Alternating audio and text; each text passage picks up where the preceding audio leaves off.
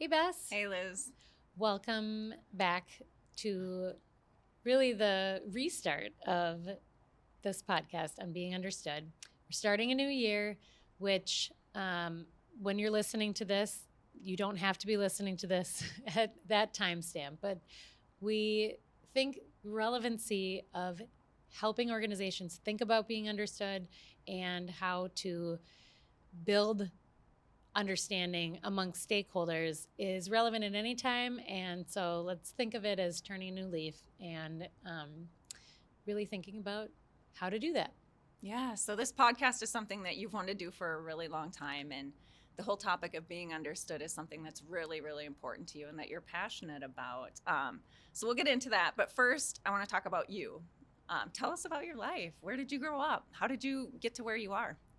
So I grew up in the Twin Cities in Stillwater and have always been somebody who's curious about the world and understanding other people and why we do things the way that we do. And knew that I liked writing, knew that I liked storytelling. But when I went to college, wasn't entirely sure what I wanted to do. I went to the University of Minnesota, the School of Journalism, now called Hubbard School. Very proud graduate from that program. And was lucky I got into that school early in my time at the U. After doing generals. It's kind of a 2-year program once you've done your generals.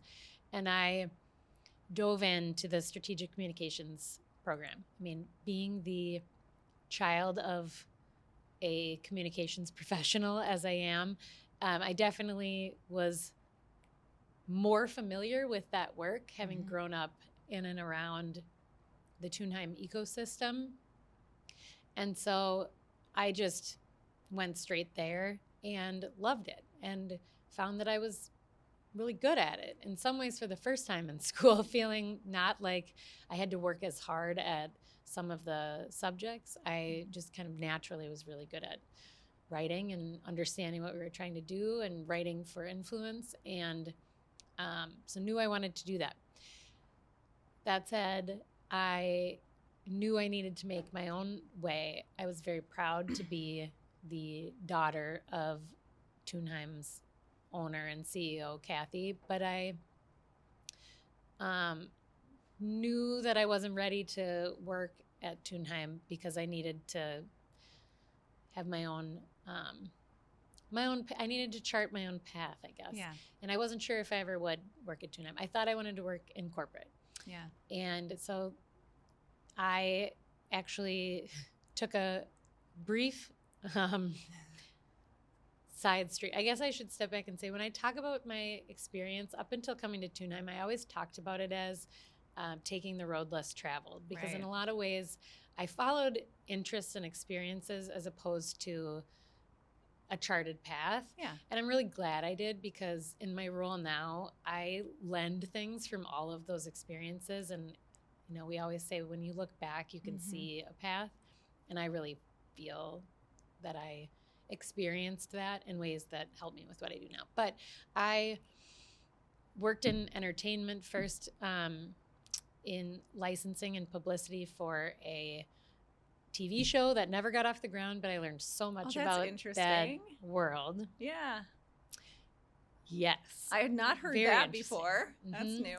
And at the time, it was a new concept to have a show that you also had an internet existence, and that's what it was. My role was helping us figure out how do we not just establish a TV show, but actually make all of these people who are on this show into, I guess it was in some ways influencers, but without the tools that we have today, which I know are hard to think of. But at the time, we did have web pages, but they were not dynamic like they are now. We did have text to something, but we didn't have the ability to actually subscribe or anything like that. And we did have ringtones and backgrounds for our Nokia phones. This is pre-iPhones, Oh folks. my gosh, you're But- making me feel old. Yeah, but you remember all of these things. Oh, yes. Pre-social media, we had MySpace. Oh, We had a gosh, MySpace yeah. page that I Yep. managed. And so all of those kinds of things were just coming out, and I loved it. And Yeah. so I liked that part, but our show didn't get picked up. And so I had an opportunity to come back here. That was in Los Angeles, to come back to Minnesota and work in publicity for for 50 Entertainment. We were a independently owned music label, and that to this day is still some of the most fun work that I've ever done, because in essence, we were a lot of people around the same age who were helping a couple of bands that we worked with really launch their careers. And I learned a ton about being creative Yeah. in media relations. How do we fill up each concert? How do we get the Star Tribune to write about us? How do Yeah. we get Pioneer Press, local music critics to write about us? So I got to test and try a lot of things. But through that, I realized I really wanted to learn from people with more experience than me. And that's when I really did feel like I need to go that corporate route. I need to get that experience. So I actually, through Tunheim, went to Target, and I was on site there for a period of time, and then had an opportunity to, in a contract role, join the event marketing team at Best Buy. And that really became the next phase of my career. And I was there for about 5 years total, first contract, then full-time, getting to work across the whole portfolio of what Best Buy does. And first working with a music team and community relations, which was really awesome, because I, one, got to spend a lot of time with cool artists, which was really neat. Oh, yeah. But also cut my teeth on learning how a big brand like Best Buy brings itself to life, connected to all these different types of events and opportunities. I got to work at the Democratic and Republican National Conventions in 2008, which was such a big year. I got to work on U2's tour, because Best Buy was a big sponsor. Wow. And we put it in 3D movie theaters all over the country. Yeah. Sorry, Taylor Swift fans, we brought U2 to the theaters a long time ago, but really cool experiences that I can see trickles to things that are motivating for us today. That's really cool. And then I worked on sports sponsorships for Best Buy and local marketing, helping make sure that our brand was brought to life in ways that were relevant across the U.S. So in all of that experience, I loved working for Best Buy. I loved that brand. I loved representing it. Yeah. And found, though, that I had curiosities I wanted to learn about, and left there going to a digital marketing firm to do social media. Best Buy was getting into social media. It had a great burgeoning team in that space. Yeah. But I wanted to know why we do things. So I needed to work amongst developers and the people who are building these things. So I had experience of doing that. And then that's when one of our senior leaders approached me to come here to lead digital. I had not predicted that or thought of that. Yeah. But after a lot of discussions, realized at that time it felt like the right thing. And now I've been here for almost 12 years. So that's amazing. Time can be funny like that. But Yeah. I really do see it as I had a lot of really wonderful opportunities that I'm really grateful for, and got to work with a lot of really wonderful people who taught me so much. I learned so much from my team at Best Buy and was really honored to be part of that. Yeah. And then all these creative people around that who helped me build my skills and my own ability to be a counselor and advisor because I have collected a lot of experiences. Yeah, no, it's really cool to hear how your curiosity and your eagerness to keep learning and evolving has really helped pave your path. So it's very, very awesome. You've done some really cool things. I hope so. Yeah. I've had a lot of fun. Yeah, no, it sounds like it. So back to the podcast. Thanks for sharing all that with us, by the way, which again is all about being understood. And I did do some research. I looked up online what it says to be understood. And of course, there's probably a million different definitions. But what I found is being understood means you communicate successfully and that others understand you. Pretty simple concept, but it really is not that simple as we know. So what does being understood mean to you? It's a really good question. Can I talk first quick about how it came to be, how Tunheim talks about it? Because I think that it leads to my answer. Okay. So in the 12 years I've been at Tunheim, the way we talk about ourselves has evolved a lot too. I mean, a lot of our services have remained the same: public affairs, public relations, digital, change and crisis communications. We might have called them something a little bit different previously, but they are all things that we do as services for clients. However, we've gone through different iterations of how we talk about that. And prior to talking about being understood, we talked more about ourselves. It was a little bit more insular. We used the term rethinking, that we're the rethinkers. We are rethinking how things need to be done. And I think this was in about 2015 when we developed that. I might be a little off on timing, but I think 2015 is when we developed that with an excellent, amazing advertising partner who was working with us to develop the concepting. And we lived with that for a few years. And it's funny, I see rethinking everywhere now, and I'm like, hey, we were coining that. But it was really about us and about what companies were dealing with, which was needing to rethink, or clients, I'll say more, needing to rethink how they do things in this era where a lot of the ways traditionally things have been done needed to be rethought. But it didn't fully encapsulate what being understood and how we talk about it today does, which is more of the value proposition to any organization.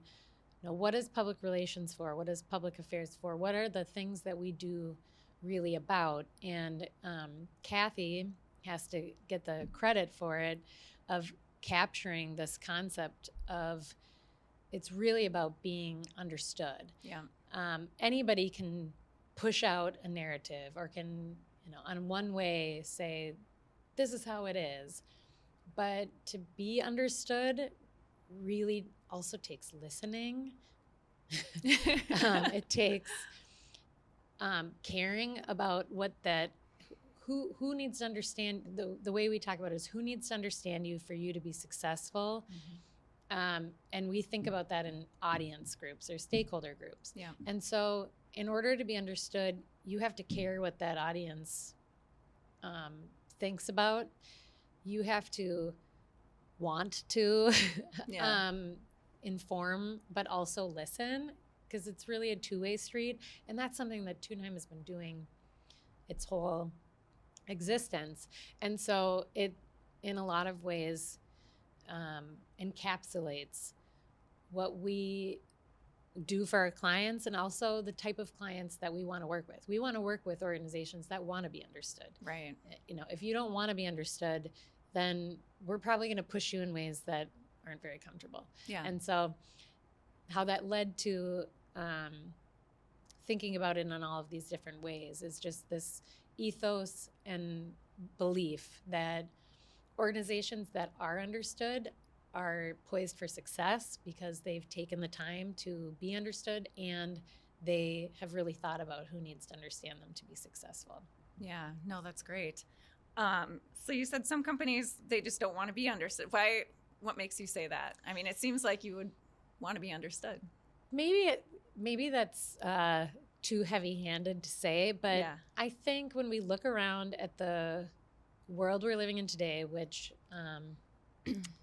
feels more complicated than ever to actually be understood, there's more channels. They're all segmented.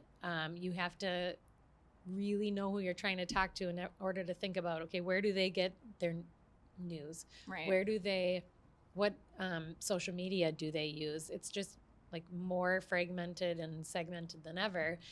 And I think we are living at a time where that can be manipulated or used to benefit anyone. So if you don't want to be understood, I think it means you want to project a certain narrative, or you want people to think this thing, but you aren't willing to listen to the other side of it. And so there's a just take what I'm saying sort of a idea with it. And I'm not saying that that's bad. I think there are a whole bunch of areas of creative services and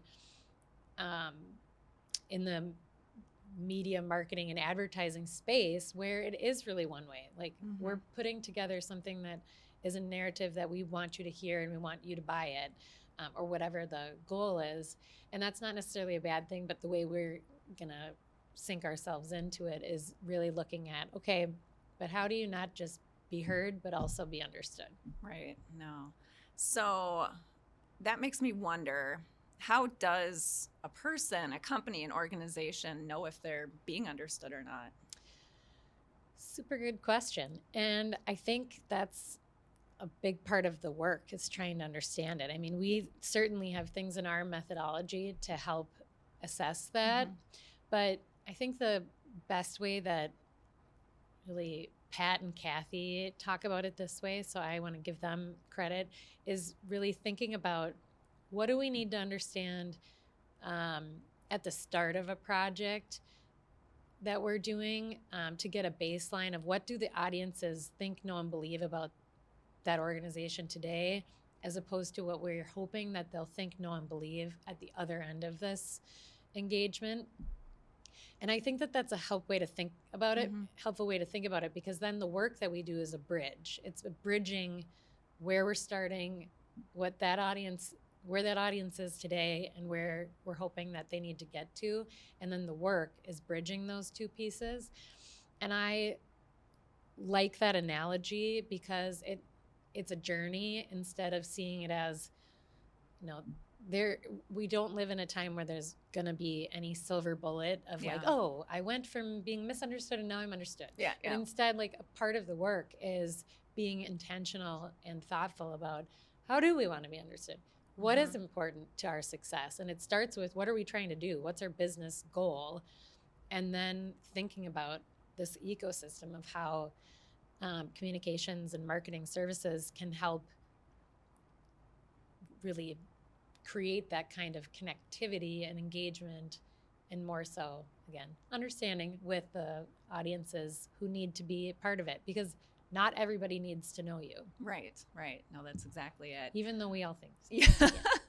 So without naming any names or companies, can you talk about a situation where you've seen somebody not be understood and seen the impact it's had on their business or them personally? Yeah, I mean, I think it happens all the time.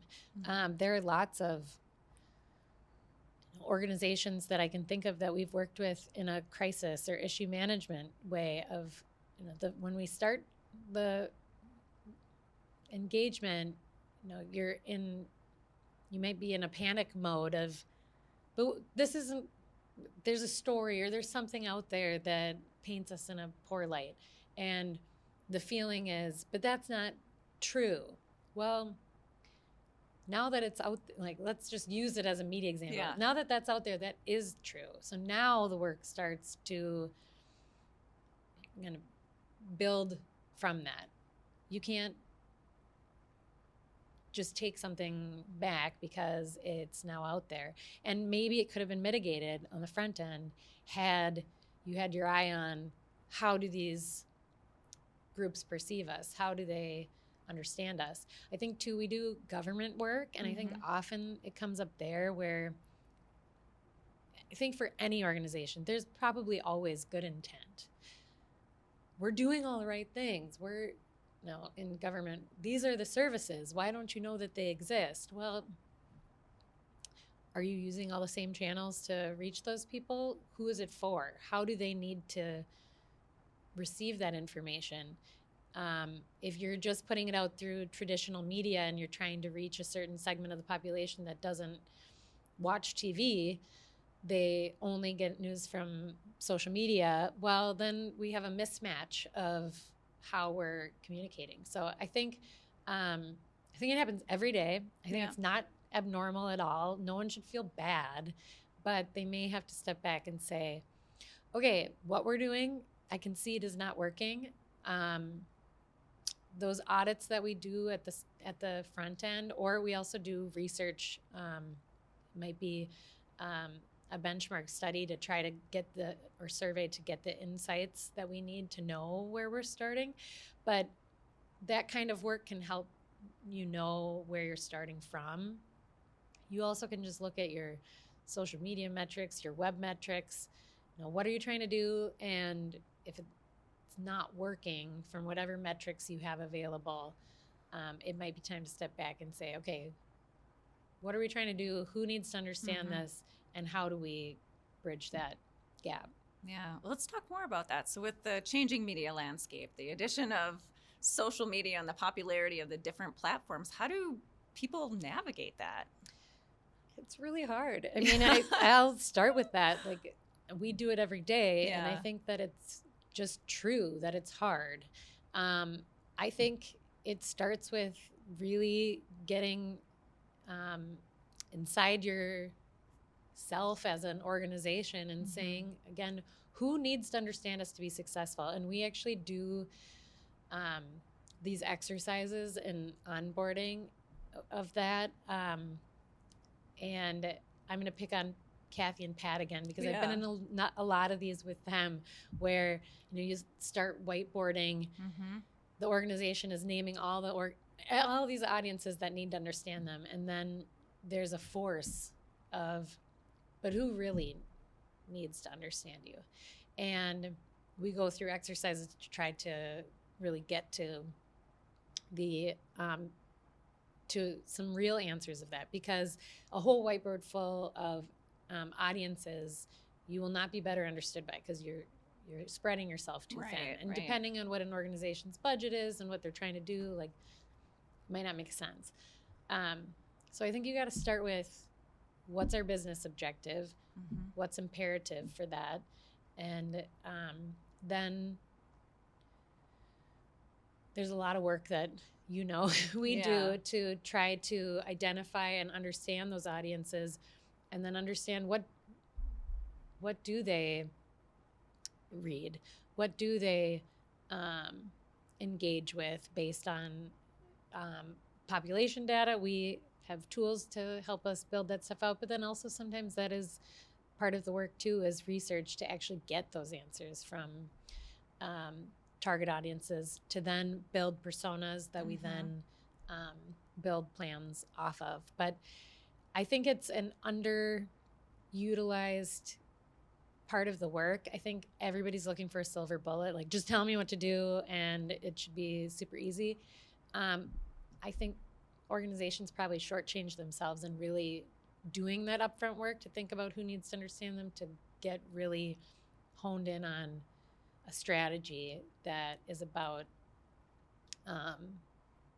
engaging with the right audiences and sharing and listening back. You might hear they don't believe you, or they don't like whatever it is that you're doing. Well, then, do we have the right audience, or do we have more work to do to help them understand why this is compelling or useful to them?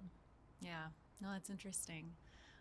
So, I mean, let's be honest, not all companies and organizations are going to have the resources to put into really getting to the bottom of all this. What would you say are the main questions that they should be asking to just, at least get in a good spot?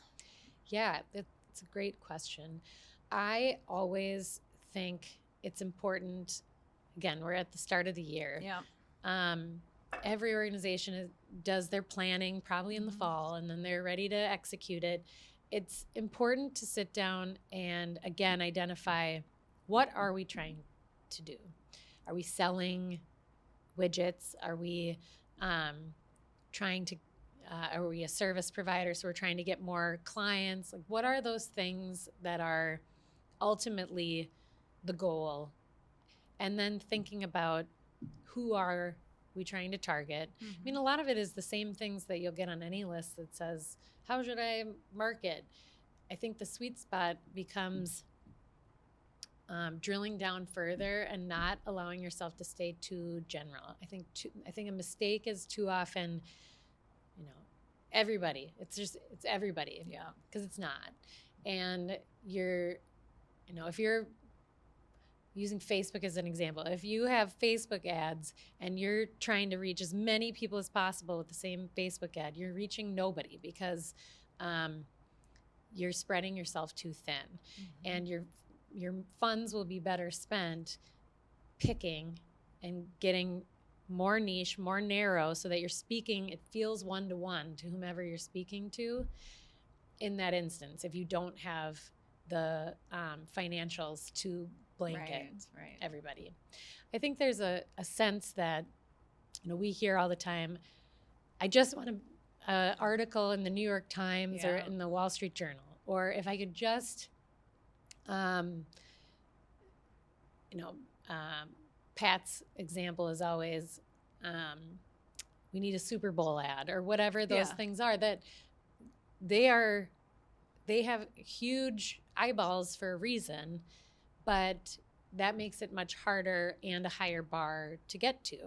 And so instead of starting with such a high bar, I would recommend continually trying to narrow, so that you know that you're reaching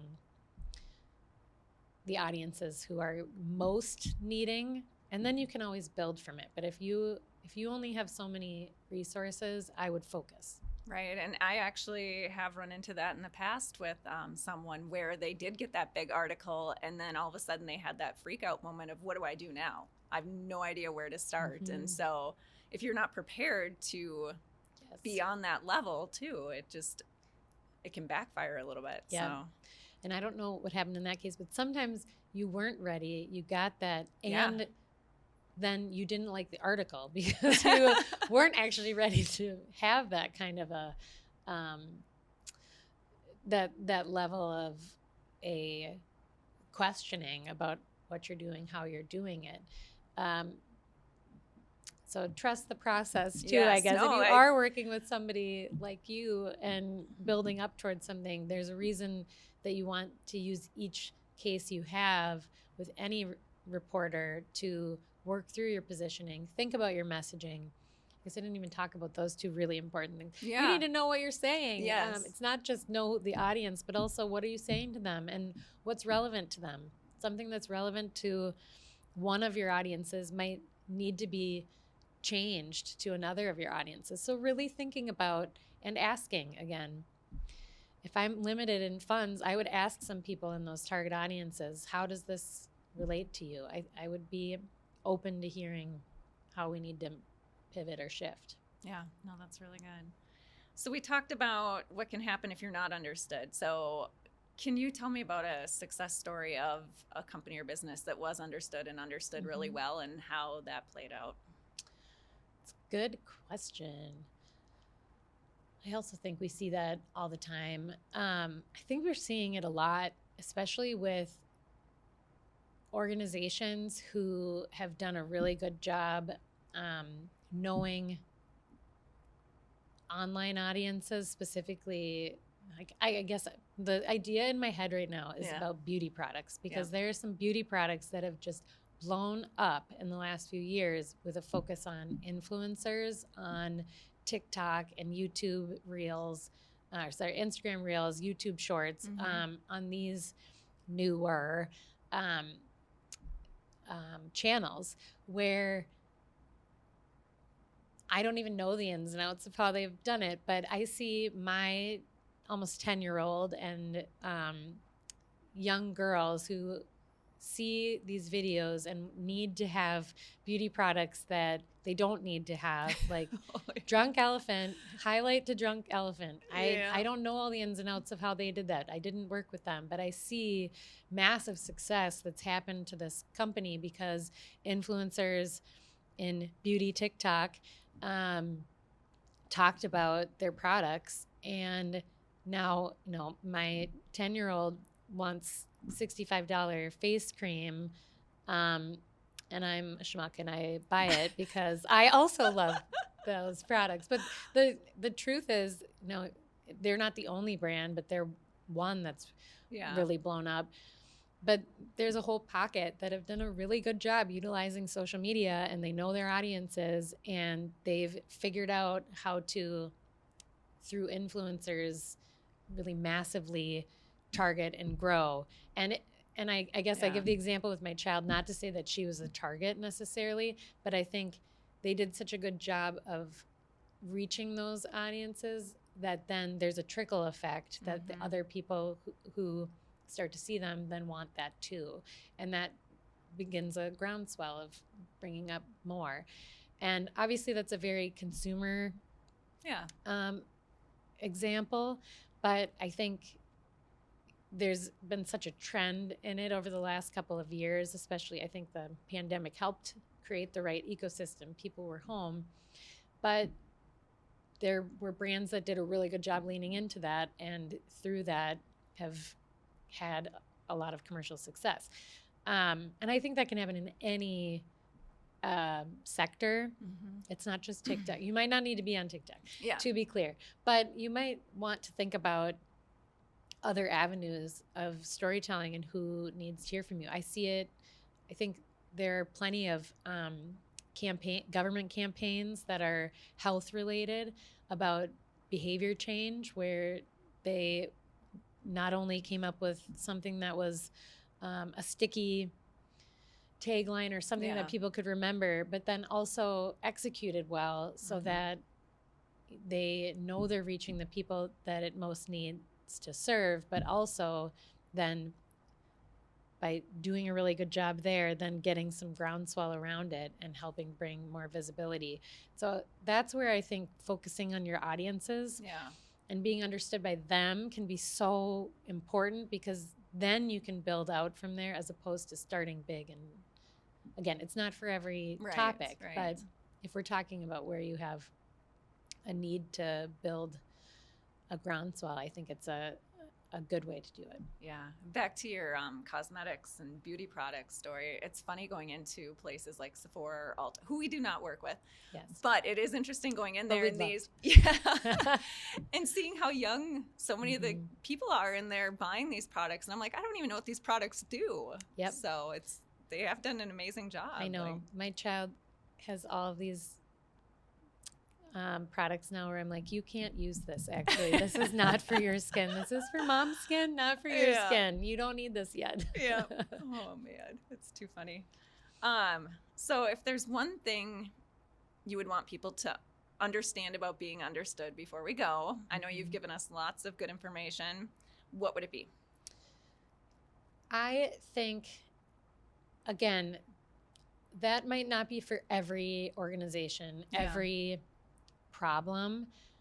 But at the end of the day, if you find yourself saying, I don't feel like we're understood, or none of these people get it, or why is this not resonating? Why isn't anybody sharing this? We've sent out all these press releases and nobody's utilizing any of them.